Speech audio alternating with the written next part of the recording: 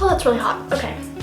Hey everyone, my name is Bella and I am an incoming senior in undergrad and I'm a current medical school applicant for the 2020 cycle. I wanted to come on here because I just recently completed the MCAT last semester and I get a lot of questions about how I studied or what materials I used from my family and friends, so I thought I would just jump on the internet and explain how I studied. So if you are interested in some of my tips for how I got a shockingly decent score on the MCAT, please keep watching.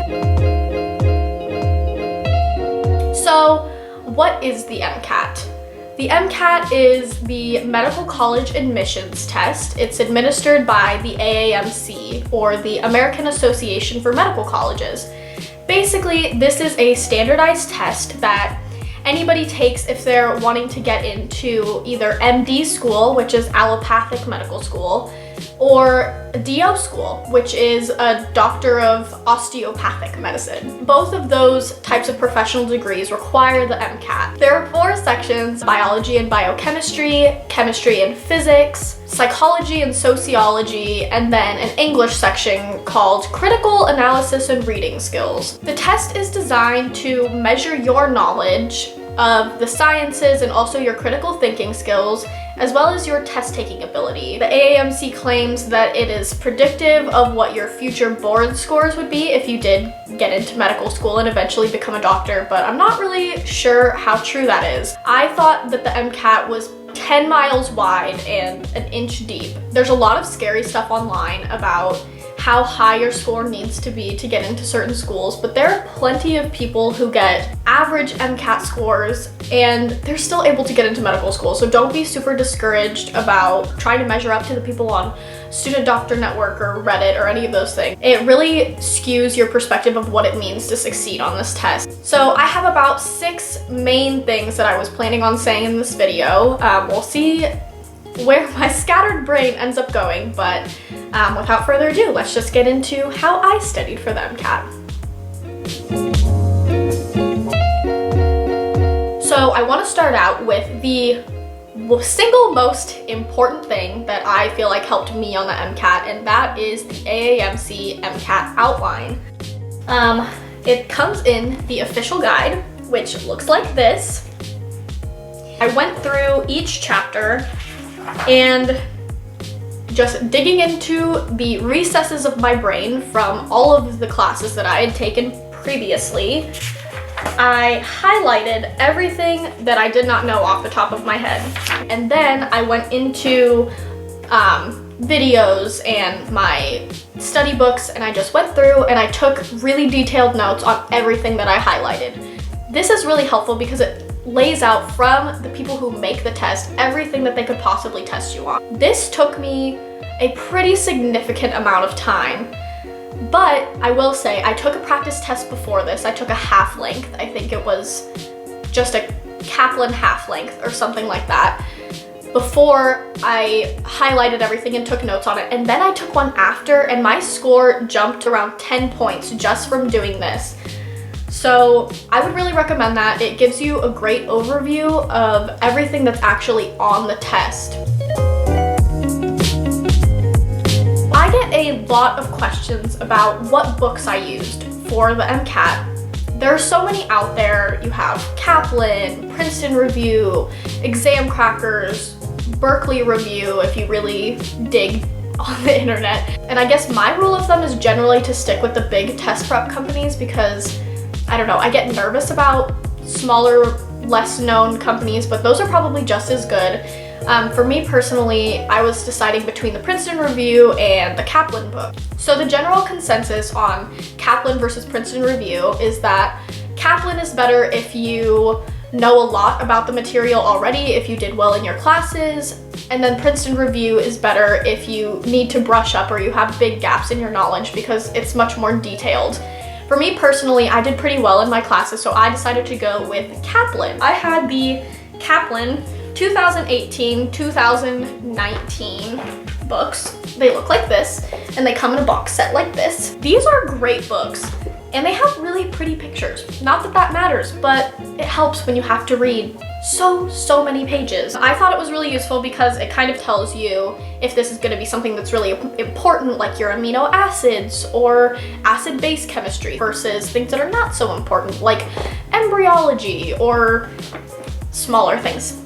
I don't think it really matters which year you get for the books, because generally the topics are the same year to year. They're not gonna reinvent the wheel, and they are pretty expensive book sets. For me personally, I wanted the most updated version just because I didn't know anybody in my life who was selling MCAT books at the time, but if you know someone who's selling them, just go ahead and use those. But I will say only use books from 2016 or later, because the MCAT changed and became basically a completely different test between 2015 and 2016. So don't use anything older than 2016, but feel free to use any books that you like. I would recommend Kaplan. I used to look a lot more at Student Doctor Network and the pre-med Reddit. The most important thing that I found from Reddit was the Khan Academy 300-page document. Basically what this is an overview of all the Psych and Soc on the MCAT. The AAMC worked with Khan Academy to make a bunch of videos talking about all the different things on the psychology section of the MCAT. Basically, they transcribed all of these videos into consolidated notes. I went from scoring in like the low 120s on psychology because I genuinely didn't know anything, and I got a perfect score. That was my highest section. Behavioral science is the easiest place to get points on the MCAT, in my opinion. All the other sections are very like understanding heavy, or the CAR section is very reading heavy, but Psych and Soc is so definition and vocab heavy. You really can improve your score an immense amount in a very small amount of time. So people say that medical school is like drinking out of a fire hose. I would say that the MCAT is like drinking out of a really strong bath faucet. It's just too much content to be able to take super detailed notes. I'm used to taking really beautiful notes. I love stationery, I love pretty pen colors, I love using fancy fonts. But the MCAT is just not the time to do these things, so I resorted to using flashcards. I color coded them, so I guess I still got to use my different colors, but I have all of my flashcards in this bag. This was really useful for a lot of things that require memorization, like Psych and Soc, or all the equations you have to memorize, or the amino acids and their structures and things like that. Add the definition on one side, draw a structure on the other side, or write a definition on the other side, or write a equation. You get the gist. A lot of people recommend things like Quizlet or Anki, which are online flashcards. I can link those below as well. I tried out Anki, and I've used Quizlet a lot, like in high school, but for me, the act of writing something down really changed it a lot for me. The one thing that Anki does use that I think is really useful, and I probably will use it eventually, I'm just not super versed in how to use Anki, is the idea of spaced repetition. I tried to emulate this a little bit with my paper cards. You have to be really smart about like putting things into piles, which is kind of a hassle, so I would recommend Anki in that way because it does have that spaced repetition built in. But basically, every time before I took a practice test, I would just go through all of the cards. If there were things that I didn't know, I would set them aside and I would go through them in between my practice tests. I thought that that was really useful because it kind of gives you an overview of everything that you were kind of shaky on, like before you take the test. People don't recommend studying the day of the MCAT, but I was too amped up to not study. So I went through all of my flashcards, and that was all I did the day of the MCAT. All I did. It was kind of a lot. But I did that before I showed up to the testing center, and it gave me a lot of confidence because I knew that the content was really fresh in my brain. Well, my camera ran out of memory. So, don't remember where I left off. We'll figure it out. Focus, girl. Let's go. So the most important part of choosing what company to use or what materials to buy is going to be the practice tests. Practice tests and practice problems are the only way to succeed on the MCAT. You need to know what the questions are like. You need to know how to pick out wrong answers, and practice tests are really the best way to do that. There are so many test prep companies out there trying to market the most predictive practice tests or the best practice questions. And honestly, I tried a lot of them. I tried Kaplan, I tried Princeton Review, I tried Altius and UWorld and all of those things, and I just don't think that they're as predictive as the AAMC material is. Basically, how I spaced out my practice tests was the sample test and then full length 1 through 3. I spaced them out over a month, so each week I did one.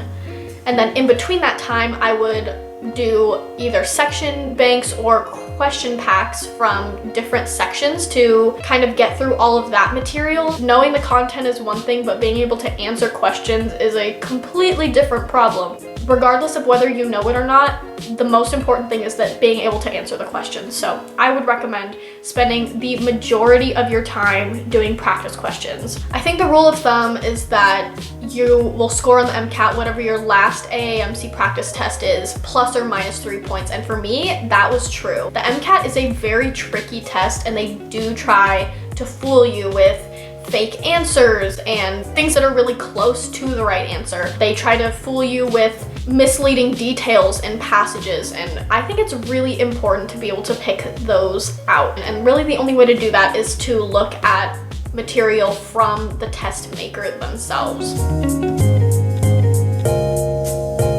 I think the most painful but rewarding part of studying for the MCAT is reviewing practice tests. I know from personal experience, after I had spent 6 hours doing a practice test, I did not want to sit down and go through every question and reread it, but I will say that this is the only way for you to learn from your mistakes. It's not enough to recognize that a certain answer is right. You have to be able to say why the other answers are wrong. You have to be able to know why the other answers are wrong or right. So what I did, as the very methodical spreadsheet type of person I am, I made a spreadsheet. This spreadsheet allowed me to go through each question and make sure that anytime I got something wrong, I was reviewing it the same amount each time, and I really was going in depth enough on how much I needed to review those questions.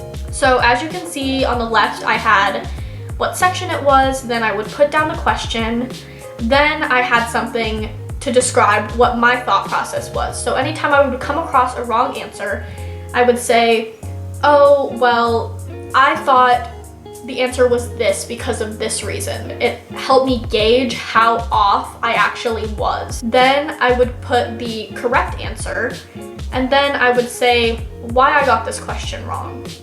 A lot of times I had the science right, but I was missing something like a little detail, like I had the wrong units, I was using the wrong equation, or I mixed it up with a vocab term that sounded really similar. This allowed me to pick out a very specific thing that I could fix so I wouldn't make the same mistake again. And then I would add a strategy for next time. So a lot of times it was make sure you read the graphs in more detail, make sure you check your units, things like that. So I would really recommend making a similar type of system that allows you to review your tests in as much detail as they deserve. And I guess that is all that I have for this video. I know it was kind of long and I'm a little bit rambly, but I hope that it helped you. I hope it gave you some good, maybe some new strategies, maybe just encouraged you to try strategies that you've already heard before. You can do as well as you put the effort in to do in this test. It's not unattainable for anyone. Anybody could get a good score on this test if you study in the right way and you know yourself. Good luck in all your future endeavors, and I hope you get into medical school. I hope you become a great doctor like I know you can. So that's all. Have a great rest of your day. Bye.